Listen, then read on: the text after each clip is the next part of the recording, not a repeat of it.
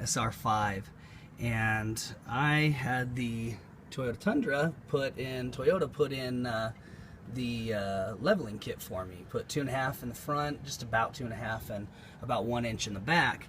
And well, I was out off-roading, and I kept collapsing these Bilstein shocks on themselves. They just collapsed right into themselves, and I thought that was really weird, and nobody had really heard of it. I looked online, couldn't really find anything about Toyota Bilsteins, about Toyota Tundra shocks collapsing or Bilsteins collapsing or anything like that. It wasn't until a buddy came over and realized that my bump stops, my factory bump stops, were way too small, way too little. And what was happening is that my bump stops were never hitting, and my shock was essentially becoming a bump stop and collapsing in on itself. All the pressure was coming down on that, and it was collapsing itself. So I searched all over the internet, couldn't really find anything. That's why I'm making this video. I found a couple threads on some forums, Toyota forums, but nothing that really solved the issue for me. So what I ended up getting is I ended up getting these bad boys. You can see them.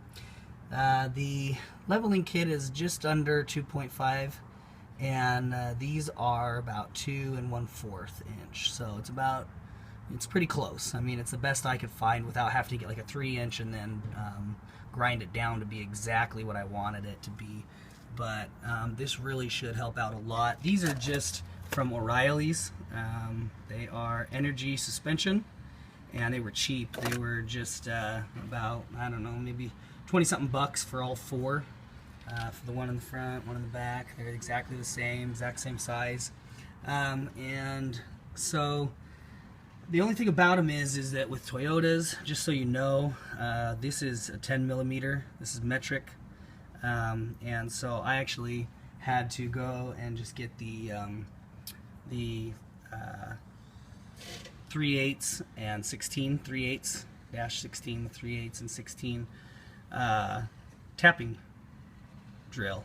And I just went up in here and I just retapped the hole that this comes in. It doesn't need a screw. You don't have a screw or anything in there. It's just already tapped to the 10 millimeter. So this 3/16 just went right up in nice and good, and retapped it to the 3/16, and I was able to put these bad boys in. So I've got them on both sides. It was really fast, no problems, and it's the best solution I've come up with. There's one from an off-road website online that I can't remember, but it's black, and you may come across it, Off-Road Weather or something, or I can't remember, but it looks like it's a good solution, except for that if you actually go and read in forums and everything, and you come across one thread where someone emailed in to them and asked how it would work, and they actually said that at full compression or at full force, it will actually collapse. The one that they've got will collapse to the standard bump stop. So that doesn't do any good, because when you hit something hard, you need it to stop and not collapse all the way. So these are a polyurethane. They're going to be really strong, and they're the best solution I've found. And like I said, I'm making this video because I searched all over. I busted 4 shocks. I collapsed 4 shocks before I was able to figure it out. I mean, the guys at the mechanics couldn't figure it out. I even have gotten a bunch of stuff on my truck done at 4-wheel parts. They'd never heard of this. They had no idea. Anyways, it was just retarded. It seemed ridiculous. Now, I do have a big Smitty build M1 bumper on the front. It's really heavy. I've got a winch in that. And so, I'll show you.